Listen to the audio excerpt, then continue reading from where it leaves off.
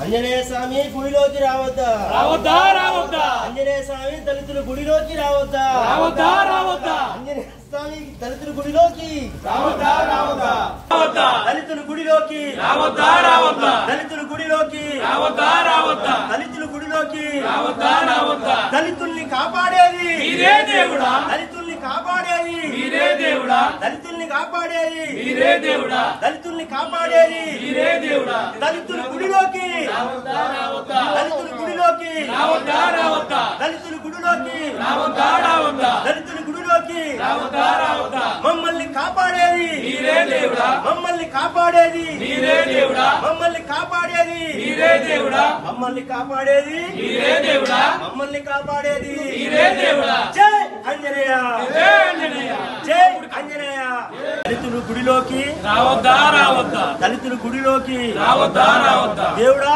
దళితుల గుడిలోకి రావద్దా రావద్దా దేవుడా దళితుల గుడిలోకి రావద్దా రావద్దా దళితుల్ని కాపాడేది మీరే దేవుడా దళితులు కాపాడేది మీరే దేవుడా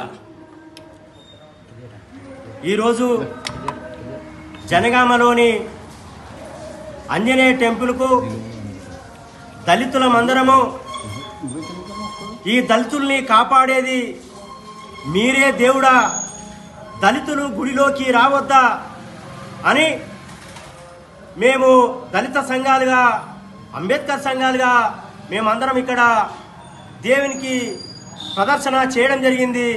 దేవుని మొక్కుకోవడం జరుగుతుంది. ఎందుకోసం అనంటే మానవులందరూ తన కష్ట సుఖాలను వచ్చినప్పుడు దేవుడా మమ్మల్ని కాపాడు అని మేము మొక్కుకుంటాం. నిజంగా కూడా ఆంజనేయ స్వామి దగ్గరికి ప్రతి ఒక్కరూ ఏ దోషం ఉన్నా ఏ శని ఉన్నా పోవాలంటే హనుమాన్ చుట్టూ తిరుగురా అని చెప్తారు. గట్లనే మా అవ్వయ్య నేర్పించింది కదే. తాతల తండ్రుల కాలం నుండి హనుమాన్ చుట్టూ అందరు తిరుగుతారు.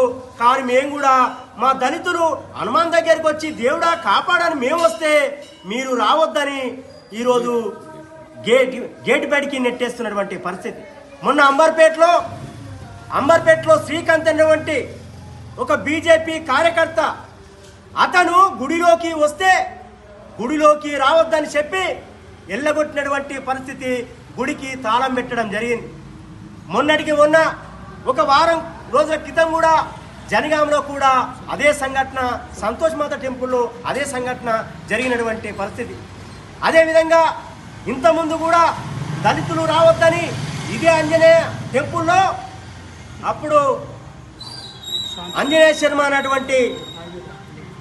అనేటువంటి అతను ఈ గుడిలోకి రావద్దని అన్నప్పుడు అప్పుడు దళిత సంఘాలు కూడా మేము ఉద్యమించడం జరిగింది. ఈ ప్రభుత్వాలు మేము డిమాండ్ చేస్తున్నాం, దేవుణ్ణి మొక్కొద్దన్నటువంటి అధికారం మీకు ఎక్కడిది?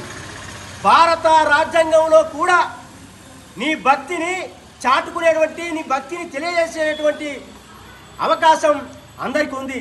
మానవులందరూ కూడా మేము దేవుని మొక్కుతున్నాం. అందుకోసమే ఇక్కడికి ఎవరు ఆపుతారో, ఎవరు అడ్డు వచ్చినా మేము ఆగేది లేదు అని గుడి లోపలికి రావడం జరిగింది. మరి గుడి చుట్టూ ప్రదర్శన చేయడం జరిగింది. దళితుల మీద ఇలాంటి దాడులు జరిగితే ఖచ్చితంగా ఈ కేంద్ర రాష్ట్ర ప్రభుత్వాలను మేము డిమాండ్ చేస్తున్నాం. అలాంటి వారిని ఖచ్చితంగా కఠినంగా శిక్షించాలని మేము దళిత సంఘాలుగా మేము డిమాండ్ చేస్తున్నాం. జై భీమ్, జై భీమ్, జై భీమ్, జై భీమ్.